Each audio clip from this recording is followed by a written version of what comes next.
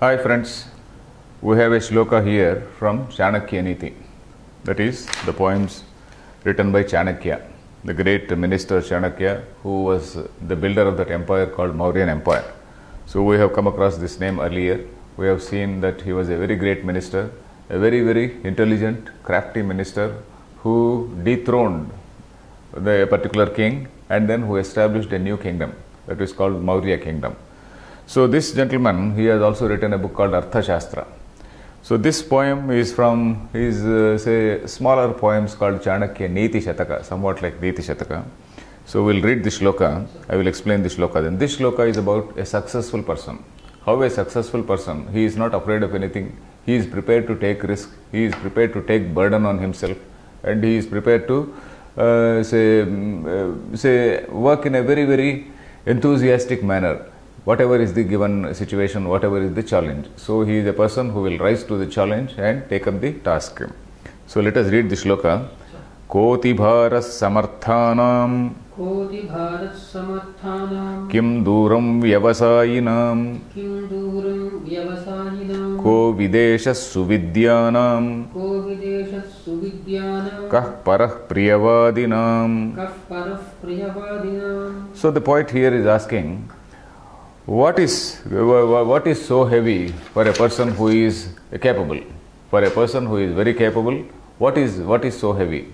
So it is a sort of rhetorical question. So the next question also is in the same way. The next question is Kim Duram Vyavasayinam. That is, what is too far for somebody who is too determined? Suppose I am too determined, I am very much determined to go to a particular place or do something. What is too far? Nothing is too far. You can go any extent. Now, of course, we will see the context also, because nowadays from here to America, you sit in an aeroplane and go. You know, in olden days, it is not like that. In olden days, they have to travel by horse, they have to travel, in fact, by foot or by bullock carts or by horse, on horseback, or some sort of ramshackle ship or boat which they built in olden days with very poor say marine technology. So in olden days there was not much of technology. So but still our people were seafarers. So they used to go to distant lands. So that is the reference there. That is, going far off places was a challenge. Going to a place like Tirupati from here was a challenge. Going to a place like Kashi was almost like giving up one's life. If a person went to Kashi in olden days, there was no guarantee that he would return. So that was the situation in olden days. So we have to visualize that sort of setup. So the second question is, Kim Duram Vyavasayinam. For somebody who is determined, what is too far? Nothing is too far. Then Ko Videsha Suvidyanam. For somebody who is very learned, where is the foreign land for him? That means there is no foreign land for him. And then Kah Parah Priyavadinam. Kaha Paraha, who is an enemy for somebody who has a pleasant tongue? So these are all four rhetorical questions. You know what is a rhetorical question? Rhetorical question is, it asks a question, where is an enemy for him? That means he has no enemy. Where they say which is too difficult for him? So nothing is too difficult for him. So in that way. So the first point is Koti bharas samarthanam. Kaha ati bharaha samarthanam. Samartha means a person who is very capable. For somebody who is very capable, somebody who is very organized, somebody who is a good mature leader or good mature worker, let us say, for him, he can accept it. He can accept a challenge. He can accept any say. Of course, we are not talking about too much of burden on some fellow in some sort of exploitative situation. Suppose there is some sort of some feudal boss who is trying to say exploit the people by burdening them too much. We are not talking about such a situation. We are talking about a normal situation where a person has a challenge in work. He has got a challenging task. So this person, a capable person, he will take up the challenge. He will not say, no, I don't want to, no, let me be like this. I am content with this. If he is contentment in a positive way, that's a different thing. But contentment with inability, that is something bad. If he is incompetent and content, it is bad. If he is competent and content, it is good. So if he is competent, maybe philosophically he has attained some maturity and he has got some contentment, then it is okay. But a normal person, if he is competent, he would take up a challenge, because all normal people are not philosophers. So a normal person, a competent person, he will take up the challenge. So we are talking about such a situation where a person, he will take up a challenge. Then the second thing is Kim Duram Vyavasayinam. Vyavasaya. This word Vyavasaya we have heard in Gita also. Vyavasayatmika buddhi Ekeha Kurunandana, etc. we saw in the second Adhyaya of Gita. Vyavasayatmika means determination. Vyavasayatmika buddhi. That is a person where his mind is very determined. Mind is very resolute. So for such a man, for such a person, there is nothing which is too far. So this we have to see in the context of olden days, where people used to go to distant lands. In fact, people travel to all distant lands, and then they either for business or for say studies, only for two reasons, either for business or for studies. So all these mercantile class, they went to all these Southeast Asian countries. We know that Indian culture has spread to all the Southeast Asian nations. How? Some scholars went there, and then some business people, they went there. India never sent armies to say Thailand, Cambodia and all these places. They did not send any army at any point of time because they only sent their scholars, they only sent the teachers, they only sent the mercantile class. So these merchants, they went there, particularly the Tamil merchants, mostly the Tamil merchants, they were the great seafarers. So they are the people who went out and then they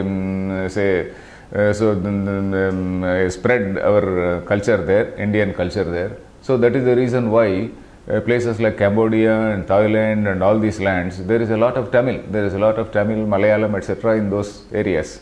So of course, lot many Telugus are also there, but much more in the case of Tamilians. So like that, our people, they were great seafarers.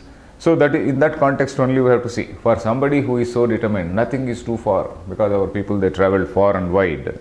And then scholars also. For a scholar, ko videsha suvidyanam kaha videshaha. Videsha means a foreign land.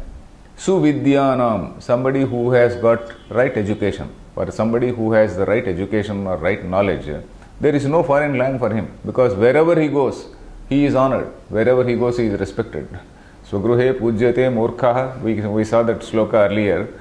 Vidwan sarvatra pujyate. A scholar is somebody who is respected everywhere. You have got a nice degree from a great university, you can go anywhere in the world. So it is like that. So somebody who has got a talent, somebody who has got some particular knowledge in a specific field, so he is accepted everywhere. So knowledge is something which is accepted everywhere. So ko videshaha suvidyanam. Then lastly, kah parah priyavadinam. Paraha means, it can mean two things. Para is somebody who is a stranger, who is somebody who is not known to you. Or para is also means enemy. Priyavadinam, for somebody who speaks pleasantly. For someone who speaks very nicely, pleasantly, truthfully. Of course, pleasantly does not mean say falsely praising a person. That is called fawning. You are not fawning a person, you are not falsely praising a person. You are paying some sincere, genuine, honest compliment to him. You are paying a sincere compliment to him. So that is again pleasant, in a very pleasant way. We have come across a shloka earlier, Satyam bruyat, Priyam bruyat. So you have to speak truth, but speak in a pleasant way. But speaking the truth and not unpleasant truth, na bruyat satyam apriyam. You are not supposed to talk about an unpleasant truth. You don't say, oh my dear lame man, you should not say. Suppose there is somebody who is a lame person. Oh my dear deaf man, oh my dear blind fellow. We should not say like that. So, Satyam bruyat, Priyam bruyat. That is, we have to speak in a way that will not hurt a person, say psychologically. There are two types of hurts. One is physical hurt and a mental hurt. We are not supposed to hurt any person psychologically. So that is what is called Priyavaditvam. Priyavaditvam is, that is speaking to a person in a nice, pleasant manner, truthfully, not untruthfully. We need not be untruthful, we need not be hypocrites, etc. There are no false emotions, there need not be any false emotions, etc. Genuine, honest emotions only. So, kah parah priyava, for such a man, where is an enemy? There is no enemy, because somebody whose tongue, your tongue is your friend, your tongue is your enemy, isn't it? So this tongue is the thing responsible for all our pleasant talk. For such a person, there is no enemy. So that is what it is here. There is. So overall meaning is, what is too heavy for a capable person? Nothing is too heavy.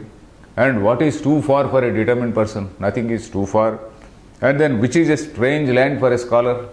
There is nothing which is a new land, new place for a scholar. And then who is an enemy for a person who has gentle speech? There is no enemy for somebody who has a gentle speech. So here of course there is not much of grammar here. Atibharaha, kaha atibharaha samarthanam. Samarthanam is again Shashti Bahuvachanam. Then Kim Duram Vyavasayinam. Vyavasayinam also is Shashti Bahuvachanam, that is possessive case plural. Then Kovidesha Suvidyanam. Suvidyaha is the word. Suvidyanam is possessive case plural. Then Priyavadinam. Priyavadi. Priyavadin is the Shabda. Priyavadi is Prathama Ekavachanam. This is Shashti Bahuvachanam. Priyavadinam. So let us repeat this shloka. Koti bharas samarthanam. Koti bharas samarthanam. Kim duram vyavasayinam. Kim duram vyavasayinam. Ko videshas suvidyanam. Ko videshas suvidyanam. Kah parah priyavadinam. Kah parah priyavadinam. Fine.